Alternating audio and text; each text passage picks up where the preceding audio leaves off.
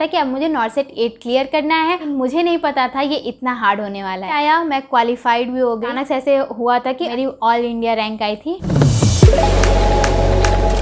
Hello everyone, कैसे हैं आप लोग? आई होप आप लोग अच्छे होंगे, बहुत अच्छे से मन लगा के अपनी पढ़ाई कर रहे होंगे। और जिनका बीएससी नर्सिंग का एग्ज़ाम हो गया है वो तो अभी चिल कर रहे होंगे, एंजॉय कर रहे होंगे, क्योंकि आप में से बहुत सारे ऐसे स्टूडेंट्स हैं जो कि बहुत अच्छा मार्क्स सिक्योर कर रहे हैं और मुझे कमेंट कर रहे हैं कि दीदी मैं इतने मार्क्स सिक्योर कर रही हूँ। तो आप लोगों ने बहुत अच्छा किया है।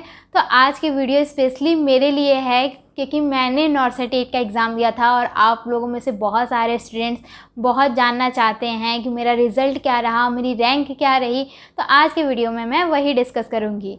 तो वीडियो को शुरू करने से पहले मैं अपना एक क्विक सा इंट्रोडक्शन दे देती हूँ। मेरा नाम निभा है और मैंने अपनी BSc honours nursing AIIMS Bhopal से कंप्लीट की है। तो चलिए अब वीडियो को शुरू से शुरू करते हैं। तो बात है 2020 की, जब मैंने बीएससी ऑनर्स नर्सिंग में एडमिशन लिया था एम्स भोपाल में। उसके बाद first year, second year, third year and fourth year के स्टार्टिंग में मैंने एनएनएल का 12 मंथ का सब्सक्रिप्शन ले लिया था नॉर्सेट 8 की प्रिपरेशन के लिए, क्योंकि उस समय से पता चल गया था कि अब मुझे नॉर्सेट 8 क्लियर करना है और सीनियर से यही लगा था और यही पता चला था तो एनएनएल अच्छा है। तो मैंने एनएनएल का सब्सक्रिप्शन ले लिया था 12 मंथ का। और उसके बाद फिर मैं सोची थी कि पढ़ाई के साथ साथ अपना क्लिनिकल भी करूँगी, इंटर्नशिप भी करूँगी, साथ साथ प्रिपरेशन भी होगा। लेकिन मुझे नहीं पता था ये इतना हार्ड होने वाला है, क्योंकि फोर्थ ईयर में हमारे इंटर्नशिप भी होती है, रिसर्च प्रोजेक्ट भी सबमिट करना होता है और भी बहुत सारे असाइनमेंट्स होते हैं।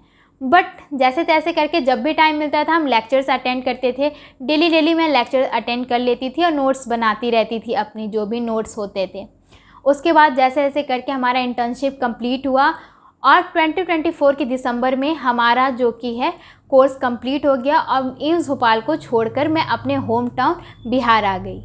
ठीक है, अब यहाँ से मेरा असली प्रिपरेशन स्टार्ट हुआ, क्योंकि कॉलेज के साथ साथ जो भी मैंने प्रिपरेशन किया था वो इतना इफ़ेक्टिव नहीं था, क्योंकि वो टुकड़ों में था। कभी करती थी, कभी टाइम मिलता था, कभी टाइम नहीं मिलता था, कभी लेक्चर अटेंड किया तो नोट्स बना लिया। बट उन नोट्स को कैसे पढ़ना है, कैसे रिवाइज़ करना है, ये कुछ भी नहीं किया था अभी तक। तो मेरा एक तरह से ये फ्रेश स्टार्ट था कि दिसंबर में जब मैं घर पे आई थी, तो 20 दिसंबर को मैं छोड़ के 21 दिसंबर को मैं घर पे आ गई थी। उसके बाद फिर मैंने अपना सारा जो भी नोट्स बनाया था उसको पहले पढ़ना शुरू किया। तो कुछ तो पहले समझ नहीं आ रहा था कि मैंने जो नोट्स बनाए वो हैं क्या। तो फिर मैंने वापस से 2x पे लेक्चर्स देख के जल्दी से कंप्लीट किया। उसके बाद 1 जनवरी से मैंने अपना रिवीजन स्टार्ट कर दिया, जो भी मेरा पढ़ा हुआ था और जो भी टेस्ट वगैरह देने थे तो मैं टेस्ट देती थी, रिवीजन करती थी और जो मेरा बैकलॉग्स था उसको मैं कंप्लीट करती थी। उसके बाद आता है फरवरी में हमारा एम्स सीआरई का एग्ज़ाम होता है, जो कि 26 फरवरी को था। तो मैंने उसका एग्ज़ाम दिया। जब तक उस समय कोई प्रिपरेशन नहीं थी, मतलब बस पढ़ा था और ऐसा कुछ प्रिपेयर्ड नहीं थे। बट हमने एग्ज़ाम दिया, उसका रिज़ल्ट आया, मैं क्वालिफाइड भी हो गई और यहाँ पे मैं अपना रिज़ल्ट लगा दूँगी और मेरा ये रैंक था। मैं सेटिस्फाइड नहीं थी क्योंकि प्रिपरेशन ही नहीं थी, बट कोई नहीं। तो ये मेरा रिज़ल्ट है, मैं ऑल इंडिया 2404 मेरी रैंक आई थी। तो ये एम्स सीआरई का हुआ। उसके बाद फिर नॉर्सेट 8 का फॉर्म फिलअप स्टार्ट हुआ। नॉर्सेट 8 का फॉर्म फिलअप किया और 12 अप्रैल को हमारा एम्स प्रीलिम्स का एग्ज़ाम हुआ, नॉर्सेट प्रीलिम्स का एग्ज़ाम हुआ। ठीक है, अब नॉर्सेट 8 प्रीलिम्स का एग्ज़ाम देकर आई मैं। तो आपको पता है प्रीलिम्स के एग्ज़ाम में हमारा जो एग्ज़ाम है वो 2 घंटे डिले हो गया था। मतलब 9:30 को जो एग्ज़ाम स्टार्ट होने वाला था वो स्टार्ट हुआ था हमारा 11:30 अप्रॉक्स। तो उस समय बहुत केओस हो गया था और मतलब माइंड डिस्टर्ब हो गया था ना। एक एग्ज़ाम के माइंडसेट से हम जाते हैं बट वो होता ही नहीं है, तो ऐसा हो गया था। तो जितना मैं दे सकती थी उतना नहीं दिया था शायद, क्योंकि मेरा जो फर्स्ट सेक्शन था, जैसे कि आपको पता होगा बहुत सारे लोगों को कि नॉर्सेट का जो एग्ज़ाम होता है वो प्रीलिम्स में 5 सेक्शन होते हैं 20 मिनट्स के, 18 मिनट्स के 5 सेक्शन होते हैं। तो वो था, तो मेरा जो फर्स्ट सेक्शन था उसमें मैं मतलब ऐसे हो गई थी, क्योंकि अचानक से ऐसे हुआ था कि अचानक से एग्ज़ाम शुरू हो गया और फिर सबको जल्दी से अब एग्ज़ाम देना है। तो फर्स्ट सेक्शन में उतने अच्छे से अटेंटिवली अटेंड नहीं कर पाई थी और टाइम बहुत कम बचा था। तो ऐसे हो गया था, एक सिंपल सा ड्रग कैलकुलेशन भी मेरे से सॉल्व नहीं हो रहा था, ऐसा हो गया था। बट कोई नहीं, मुझे पता था कि प्रीलिम्स क्लियर हो जाएगा, इतना तो मैं करके आई थी। फिर एग्ज़ाम ख़त्म होते ही प्रीलिम्स का अब रिज़ल्ट आने का वेट नहीं कि मैंने मेंस के लिए प्रिपरेशन स्टार्ट कर दी, क्योंकि उसी दौरान 28 अप्रैल को मेरे भैया का एंगेजमेंट था, मेरे खुद के भैया का एंगेजमेंट था 28 अप्रैल को, और 2 मई को हमारा नॉर्सेट मेंस का एग्ज़ाम होने वाला था। मुझे पता था थोड़ा डिस्टर्बेंस होगा, अब कुछ कर नहीं सकते क्योंकि डेट पहले ही फाइनलाइज़ हो गई थी। और मैंने प्रीलिम्स का एग्ज़ाम दिया, रिज़ल्ट 5 दिन में आ गया था, 17 अप्रैल को शायद, और मैं क्वालिफाइड थी। मैं यहाँ पे अपना प्रीलिम्स का भी रिज़ल्ट लगा दूँगी।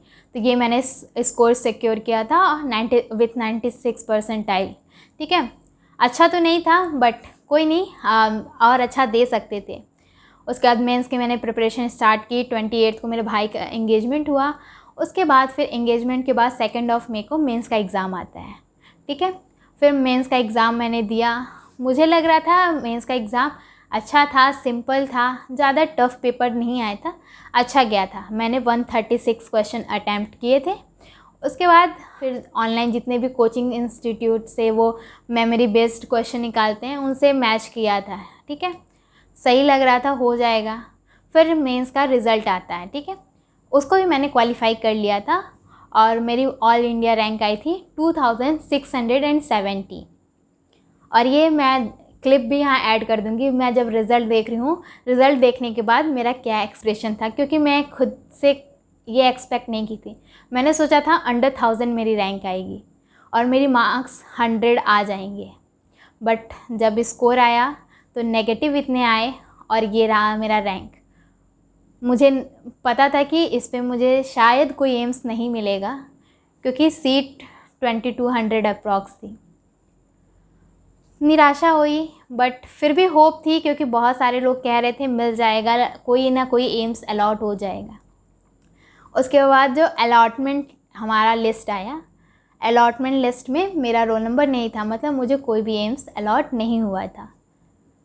कोई बात नहीं, तब तक मैं शायद थोड़ा, मेरे को होप कम था, क्योंकि मैंने नॉर्सेट 9 के लिए प्रिपरेशन स्टार्ट कर दी थी अपनी, क्योंकि मुझे लगा था अगर मुझे कोई एम्स अलॉट होता भी है तो वो मेरा मन पसंदीदा एम्स नहीं होगा, कोई लास्ट का एम्स मिलेगा, न्यू मिलेगा, या फिर जो मुझे पसंद ना हो वो मिलेगा। मुझे वैसे भी नॉर्सेट 9 क्लियर करना ही है, क्योंकि ये रैंक ज़्यादा थी। तो मैंने नॉर्सेट 9 की अपनी प्रिपरेशन स्टार्ट कर दी। तो अभी मैं अपने नॉर्सेट 9 की प्रिपरेशन जर्नी में हूँ, और ये था मेरा नॉर्सेट 8 का रिज़ल्ट जो आप सभी लोग पूछ रहे थे।